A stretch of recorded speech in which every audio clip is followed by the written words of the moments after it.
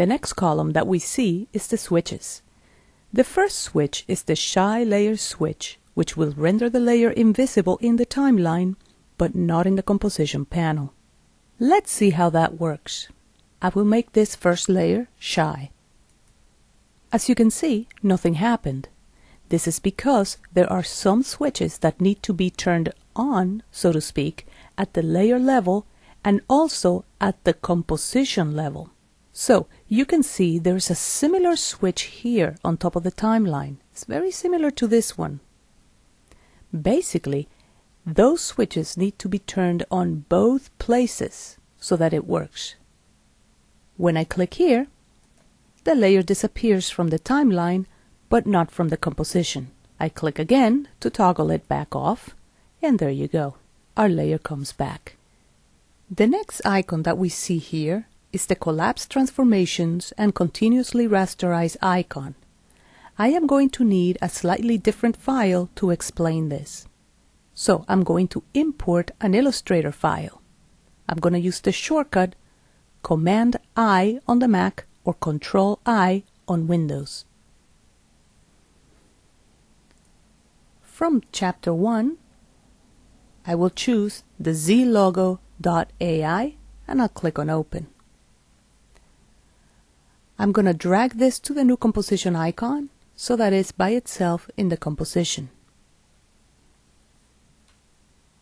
First, let's talk about what continuously rasterize means. In After Effects, we can work with two different types of visible files. Ones that are made out of pixels, we have seen how that works, and some that are made out of vectors. These vector files are mathematical equations that limit an area and a fill, maybe a stroke. And what happens is that since they are not made of pixels, they are resolution independent.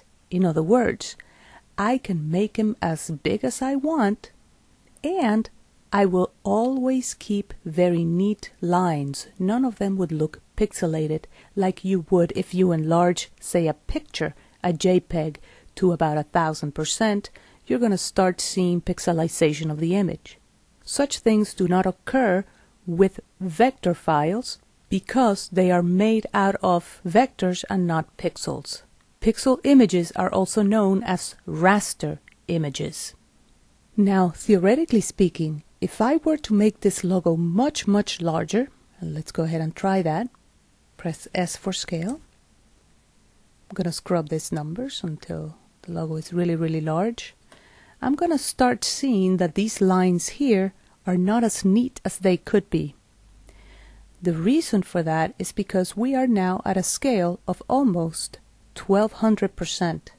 Now, because this is a vector file, this shouldn't matter. But the truth is that After Effects, to be able to display the file, needs to rasterize the file.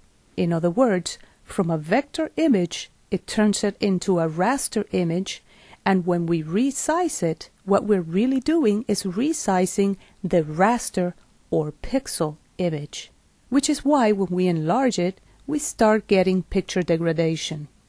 By selecting the Continuously Rasterize switch, what we're really telling After Effects is to go back to the vector file, enlarge or resize the vector file, and then rasterize it again. In other words, we want it to continuously rasterize. Look at the difference when I select the switch now. See how much neater these lines look now without it? And with. I think the advantage of this is self-explanatory. If you hover on top of the switch, you're going to see that it does something else. It says for Comp Layer Collapse Transformations. And this really has to do with pre-composing the composition.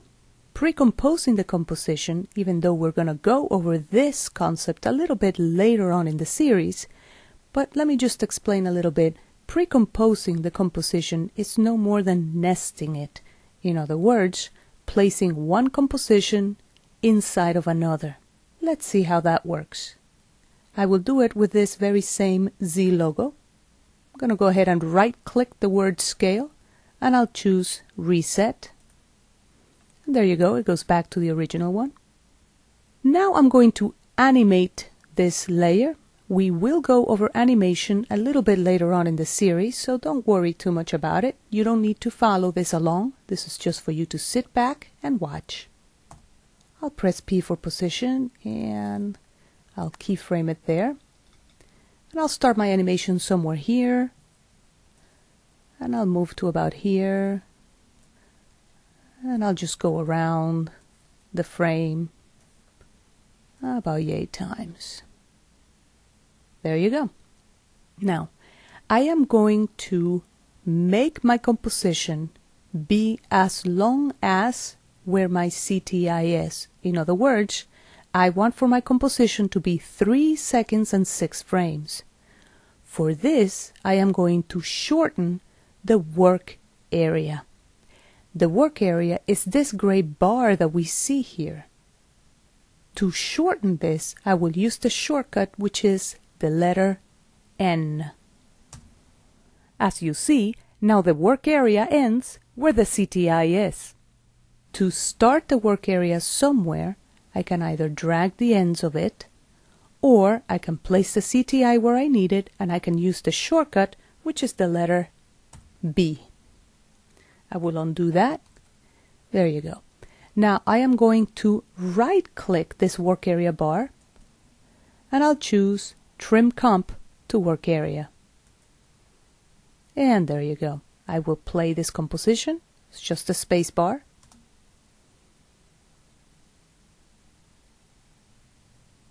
And there you go. Now, the composition is this one right here in the project panel called Z Logo. I am going to drag that composition into the new composition icon, which of course means that After Effects will create a new composition and is going to place that one inside of the new one. So now I have the Z Logo composition inside of the Z Logo 2 composition. My nested composition now looks and acts like a regular layer. I will make it smaller. I'll press the letter S for scale.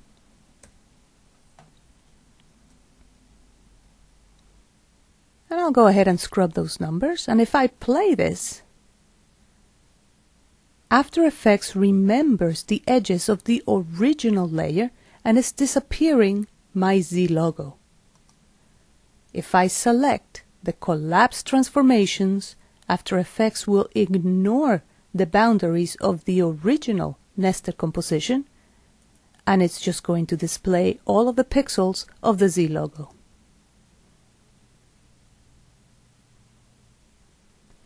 Now my layer goes beyond the boundaries of the original composition. I'll stop. The next switch is this one right here, which is a quality switch. You can choose from wire, draft, or best. All you have to do is click here, and of course, since I have the continuously rasterize on, it's not working. If you click here, you can toggle. The next switch is the effects switch. Basically, I can turn all of the effects on or off if I choose to do so by just clicking here. I have no effects applied to this layer, so it really doesn't matter.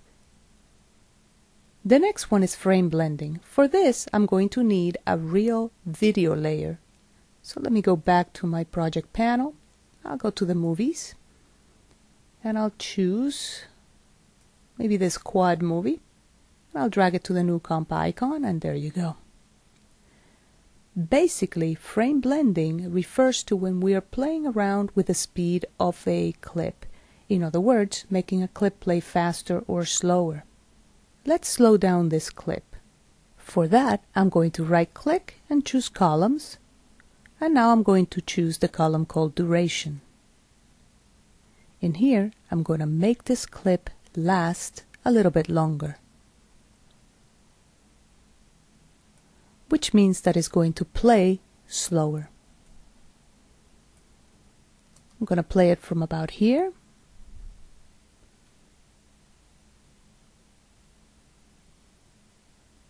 And let's trim the layer from about here. Now remember, the shortcut is Option left bracket for Mac or Alt left bracket for Windows. And the layer is trimmed. And if I want to move this to be the beginning of the composition, all I have to do is move the CTI to the beginning and just press the left bracket. There you go. Now my layer starts at timecode 0 and it's just plain slow. The layer is totally trimmed. And I'm going to end it there. The shortcut is Option right bracket for Mac or Alt right bracket for Windows. There you go. I'm also going to end the work area there. And now I have a much neater workspace here. Alright, I am going to select frame blending at a high quality. And what's going to happen is that I need to turn this on here at the layer level and here at the composition level. So on both places. And now I'm just going to go ahead and preview this.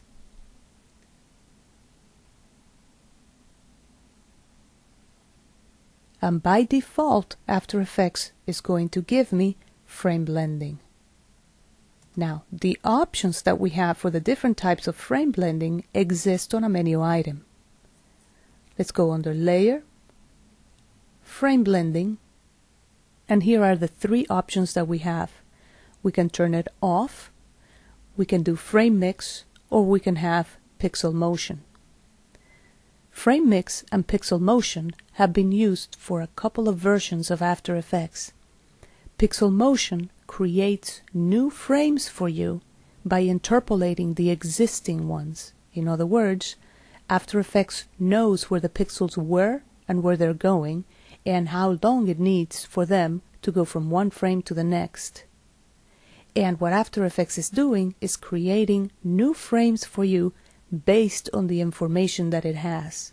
In other words, this yields really high quality slow motion. Let me further explain. The only way in video that we have to play something in slow motion is by making each and every frame last a little bit longer.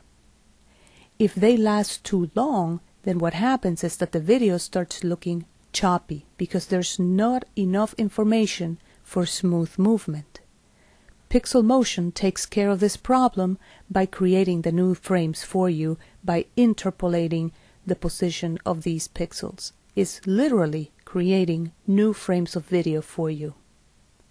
Frame Mix, on the other hand, does not do that, but Frame Mix will just take your existing frame and dissolve it onto the next.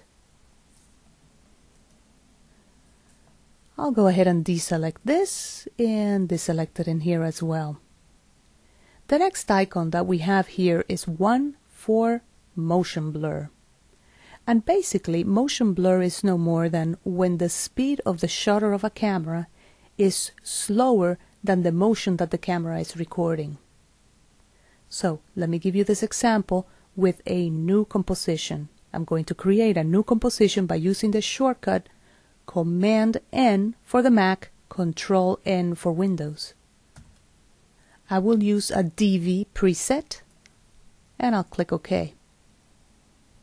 We will be talking about this panel, the monitor panel, very soon. In the meantime, all I'm going to do is I'm going to create a white bar that I'm going to rotate. Again, this whole lesson is just for you to sit back and watch, not necessarily to follow what I'm doing.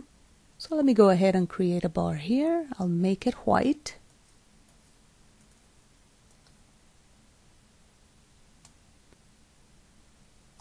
And now I'm going to rotate it. R for rotation. And I'll make it rotate about 20 times. And I'll just play it.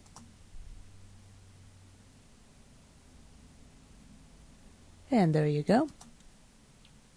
In fact, I'm going to make this a little bit shorter so that it rotates a little bit faster. There you go. Now, I am going to give this motion blur here. And of course, this particular switch needs to also be turned on at the composition level. So I'm going to click here.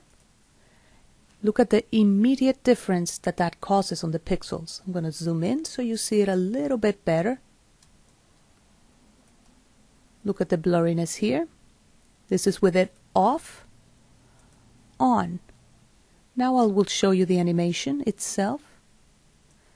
This is with it on.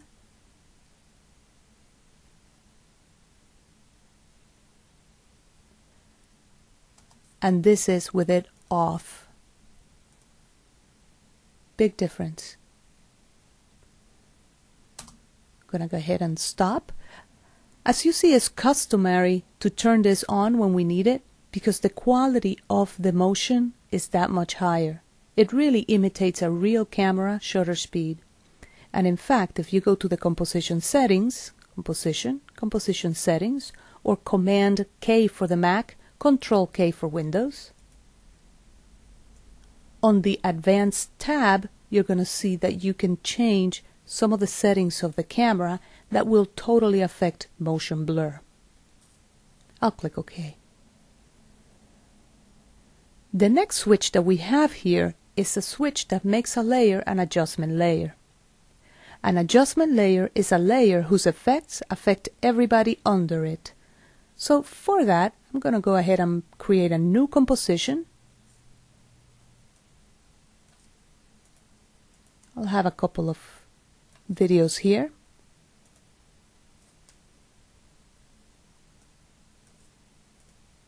Maybe 2 more. There you go. I'll select all of them and make them smaller. S for scale. Now I'm just going to move them around so that we can see all of them at the same time. I'll zoom in a minute. And there you go. I can now add a solid to this layer, new, solid, and it can be any color, it doesn't really matter. And as you can see, it's covering everything. I can take that solid layer and I can make it into an adjustment layer so that any effects that I add to this particular layer will affect all of the layers under it. Let's say I want to add an emboss effect.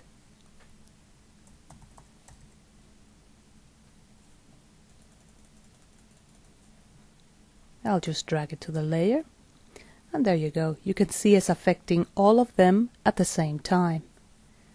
If I change the direction, the relief, it affects all of them at the same time. Of course, this is affecting the layers that are under it. If I were to move this particular layer to be on top of the adjustment layer, there you go, it's no longer affected by that effect. Right, I'm going to go ahead and delete that. The next thing that I want to talk about is this icon, which is the 3D icon. We will be talking about the 3D engine and the 3D environment much later in this series, but I just wanted to go over what the switch did. If I select all my layers and I click here, all of them now live in the 3D space. And I can rotate all of them and work with them in 3D. In other words, taking in account the Z-axis. There are other icons up here which we will be discussing a little bit later as we need them. The next thing that I want to talk about is this time ruler. As you can see, if we zoom in, and we can do that by pressing the plus button or minus, that the increment of time that the time ruler is using to display the time code increases and decreases.